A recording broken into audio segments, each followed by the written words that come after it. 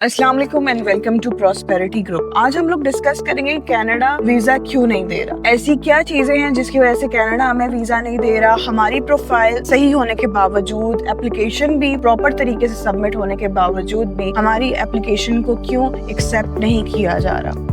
हमेशा मैं डिस्कस करती हूँ कि जब भी आप कनाडा वीज़ा एप्लीकेशन फाइल करें तो पहले आप ये देख लें कि क्या आपकी हिस्ट्री क्या है, आपने कितनी बार कनाडा का वीज़ा अप्लाई कर लिया है खुद से, कितनी बार किसी कंसल्टेंट के थ्रू अप्लाई किया है और कितनी बार डॉक्यूमेंट्स में आपने चेंजेस लाए हैं। डॉक्यूमेंट्स में चेंजेस से मुराद ये नहीं है कि आप एक दफ़ा एक स्टेटमेंट लगा रहे हैं, एक दफ़ा एक स्टेटमेंट लगा रहे हैं, ऐसा बिल्कुल नहीं है। मतलब इसका ये है कि आप जो भी एप्लीकेशन अपनी फाइल कर रहे हैं उस टाइम पे आपके डॉक्यूमेंट्स जो आपने ऐड किए हैं, अगर वो डॉक्यूमेंट्स आप नेक्स्ट टाइम अप्लाई कर रहे हैं, क्या उसमें कोई चेंजेस आएंगे। जैसे आपकी ट्रैवल हिस्ट्री पहले 2 कंट्रीज की थी और नेक्स्ट टाइम आपने अप्लाई किया तो आपने 2-3 कंट्रीज और ऐड कर दी। या इसको ऐसे कर लेते कि फर्स्ट टाइम में आपने अप्लाई किया तो तब आपकी ट्रैवल हिस्ट्री कुछ नहीं थी और नेक्स्ट टाइम आपने अटेम्प्ट किया तो एक कंट्री बीच में ऐड कर दिया, तो सिचुएशन आपकी चेंज होगी। तो क्या ये फैक्टर्स हैं जो ऐड ऑन हो तो क्या आपका वीजा लग सकता है या नहीं, हम लोग आज ये सारी चीजें डिस्कस करेंगे। पर इन सारी चीजों का जवाब है बिल्कुल भी ऐसा नहीं है। कनाडा आपकी एप्लीकेशन को प्रॉपर तरीके से देख ही नहीं रहा। उसमें मेन रीजन ये है कि पाकिस्तानियों की एप्लीकेशन जाती है हमारे मेन जोन अबू धाबी को और वहाँ पे जो ऑफिसर्स बैठे होते हैं वो सारे अकोमोडेट करते हैं हमारी एप्लीकेशंस को, उनको साइन होती हैं। तो बहुत सारी चीजें हैं। अगर आप अपना वीजा रिफ्यूजल हो जाए और आप GCMS नोट्स अप्लाई करते हैं, मैं ऑलरेडी बता चुकी हूँ GCMS नोट्स क्या होते हैं और कैसे अप्लाई होता है और इनका जो जवाब है वो क्या आता है और बेसिकली आपका कितना बेनिफिशियल है ये चीज़ या नहीं, वो सारी चीज़ें। अब एक और चीज़ हमने सुनी थी कि जी ऑफिसर नोट्स आएंगे तो काफ़ी चीज़ें चेंज होंगी, तो जब हमने उनको देखा तो जो रिफ्यूज़ल होता है उसी के जो वर्ड्स होते हैं उनको उठा के ऑफिसर नोट्स में डाल दिया जाता है, तो कोई खासा चेंज उसमें नज़र नहीं आ रहा। तो खैर सोचते सोचते बहुत सारा काम किया, फिर देखा कि क्या ऐसा कर सकते हैं कि एप्लीकेशन के अंदर मज़ीद हम बेहतरी ला सकें। बहुत सारे एप्लीकेशंस हैं जो पेंडिंग पड़ी हैं हमारे पास भी और बाकी लोगों के पास भी। आप लोग देख रहे होंगे जी आए कनाडा का वीज़ा लग गया। लोगों के लिए स्कैम करना कनाडा की एप्लीकेशन में बहुत आसान है क्योंकि पोर्टल के थ्रू सारा काम हो जाता है। आपके पास एप्लीकेशन पोर्टल में सबमिट कर दें तो कोई एप्लीकेशन नहीं। जब आप केस सबमिट करवा रहे हो तो एक दफ़ा अपनी एप्लीकेशन को देख लें कि वो अगला बंदा क्या सबमिट करवा रहा है। अगर आपको एलिजिबल नहीं लग रहा, बस एक दफ़ा देखें ज़रूर अपनी एप्लीकेशन को। सेकेंडली, जब आपने अपनी एप्लीकेशन को देख लिया तो आपको अंदाज़ा हो जाता है कि एप्लीकेशन में क्या चीज़ें उन्होंने अटैच की हैं आपकी, तो फिर बंदे को ज़रा बिलीव भी रहता है कि एप्लीकेशन गई है, ठीक है, इनकी गलती नहीं है।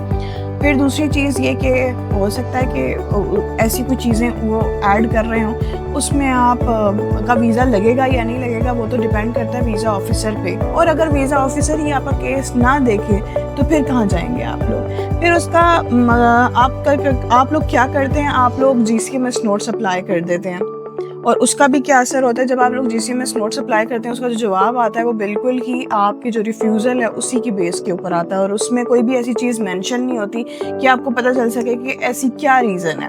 और उसके अंदर लिखा होता है चिन्योग 3+++, उसके थ्रू आपका केस असेस हुआ है और इस वीज़ा ऑफिसर ने आपके केस को रिफ्यूज़ कर दिया। तो हमें सबसे पहले तो राइट टाइम का वेट करना है। अभी बहुत सारी चीज़ें और चेंज होने जा रही हैं। दूसरा ये कि अपनी एप्लीकेशन को अगर आप अपने कार्ड के थ्रू ही पे करवाएं वीज़ा एप्लीकेशन फ़ीस, तो ये एक फैक्टर मैंने ये चीज़ देखी है, नोट की है कि आपको अपने ही कार्ड के थ्रू पे करनी चाहिए एम्बेसी फ़ी। कंसल्टेंट के कार्ड के थ्रू पे मत करें आप लोग, क्योंकि उसमें भी इशू आ रहा है। एक ये चीज़ है क्योंकि AI टूल उसको असेस कर लेता है। दूसरी चीज़ ये कि पोर्टल में जब वीज़ा एप्लीकेशन फ़ाइल हो जाती है तो चाहे आप रखें चाहे आप कंसल्टेंट रखें या जो कुछ भी है, जब आपकी वीज़ा एप्लीकेशन फ़ाइल हो जाए तो उसका स्क्रीनशॉट आप वक्तन फ़वक्तन उनसे लेते रहें या अपडेट जाके आप देखते रहें, तो वो आपको नज़र आती रहेगी क्या अपडेट है उसमें। अभी तक जो जवाब नहीं आ रहे उसमें मेन रीज़न ये भी है कि जो हमारा अबू धाबी का सेक्टर है, जो सिचुएशन अभी पीछे रही है उसकी वजह से बहुत सारे लोगों की एप्लीकेशन स्टक हो चुकी हैं। अब उनको कैसे निकालना है उसका एक हल है हमारे पास, वो है वेब के थ्रू।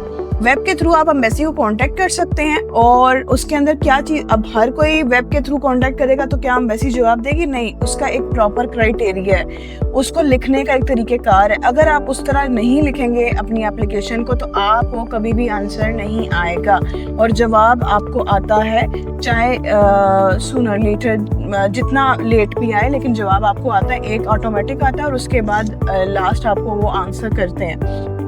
तो उसके लिए बेसिकली ज़रूरी ये है कि आप कंसिस्टेंट रहें और अपनी एप्लीकेशन को एक ही कंसल्टेंट के थ्रू प्रोसीड करवाएं। बार बार कंसल्टेंट चेंज मत करें, क्योंकि जितने लोगों के हाथ लगेंगे उतना ही आपका केस ख़राब होता चला जाएगा, क्योंकि हर किसी के लिखने का तरीक़ेकार डिफरेंट होता है। तो कोशिश करें कि आप लोगों का एक ही केस एक ही कंसल्टेंट के थ्रू प्रोसीड हो, ताकि आप लोग उस चीज़ को अच्छे तरीके से एड्रेस कर सकें। अगर आपके पास अपनी एप्लीकेशन की सारी डिटेल्स हैं और आप जानना चाहते हैं कि क्या इसके अंदर हमें फर्दर कोई अकोमोडेट कर सकता है कोई या नहीं कर सकता, या आपका अभी तक जवाब नहीं आ रहा, आपको वेब के बारे में नहीं पता और ईमेल कैसे लिखते हैं उसके बारे में नहीं पता, तो आप प्रॉस्पेरिटी ग्रुप को प्रोसीड कर सकते हैं। आप हमारे कंसल्टेंट से मिलें, वो आपको गाइडलाइन भी देंगे।